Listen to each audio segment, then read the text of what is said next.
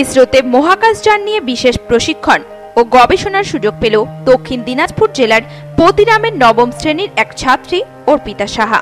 ইসরোর সর্বভারতীয় স্তরের একটি পরীক্ষার মাধ্যমে এই সুযোগ পেয়েছে ওই ছাত্রী।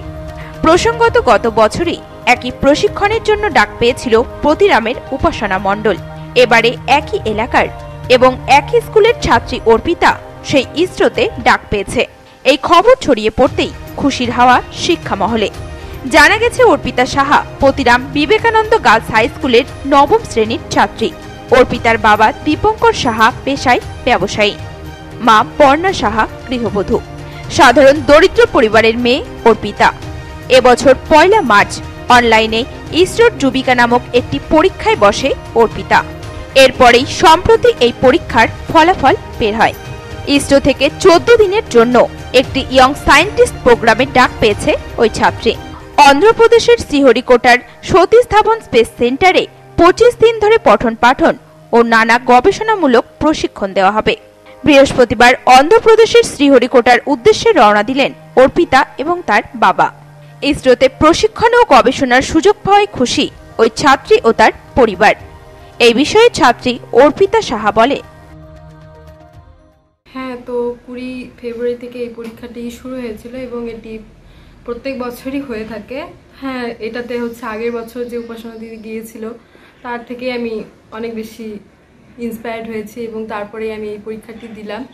তো আশা করতেও পারিনি যে এরকম কোনোদিন চান্সও পেয়ে যাব। মানে সবসময় তো ভয়ে থাকতাম, মাকে বলতাম মা আমি কি পেতে পারি, তো বললো হ্যাঁ পাবি, কেন পাবি না। তো পেলাম, তো ভালো লাগছে। হ্যাঁ, যদি ভবিষ্যতে কোনোদিন চান্স পাই, কোনোদিন যদি এই বিষয়ে আমার আরও ভালো লাগে, যদি আমার ইচ্ছে আরও বেশি হয় এটি বিষয়ে আরও গভীরভাবে জানা কিছু, তো হ্যাঁ অবশ্যই এটাতে তো এই ধরনের প্রফেশনে তো যাবই।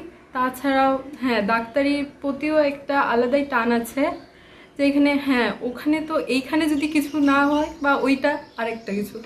চন্দ্রযান 3 রিসেন্ট আমাদের চাঁদে গিয়েছে, এটাতে কি প্রভাব পড়েছে তোমার মনের মধ্যে?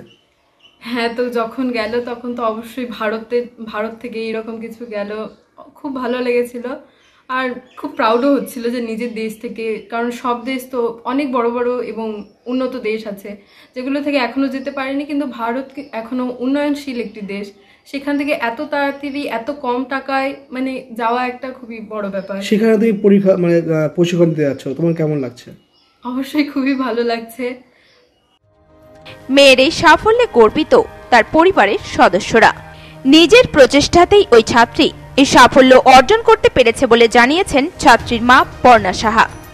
খুবই ভালো লাগছে, সেটা ওর চেষ্টায় ও যাচ্ছে, সেটা তো খুবই ভালো ব্যাপার। বাড়িতে কিভাবে পড়াশোনা করতো? বাড়িতে ওই কোনো কোচিং নেয়নি, ওই নিজেই চেষ্টা করে এই পরীক্ষাটা দিয়েছে।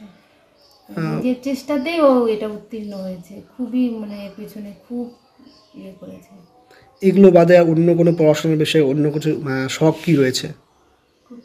হ্যাঁ, কবিতা লেখে, তারপরে এমনি ও ছোটবেলা ক্যারেক্টার শিখতো, আর্ট শিখতো, নাচ শিখতো, সব কিছুতেই ওর একটা মানে খুবই আগ্রহ। এটা ওর ছোট থেকে মানে যেটাই শিখবে সেটাতে খুব আগ্রহ।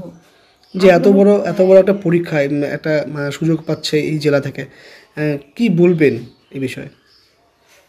খুব আনন্দের কথা, কি বলবো, খুব ভালো, যাক ভালো হোক। পতিরাম থেকে রিপন ভৌমিকের রিপোর্ট, নিউজ টুডে।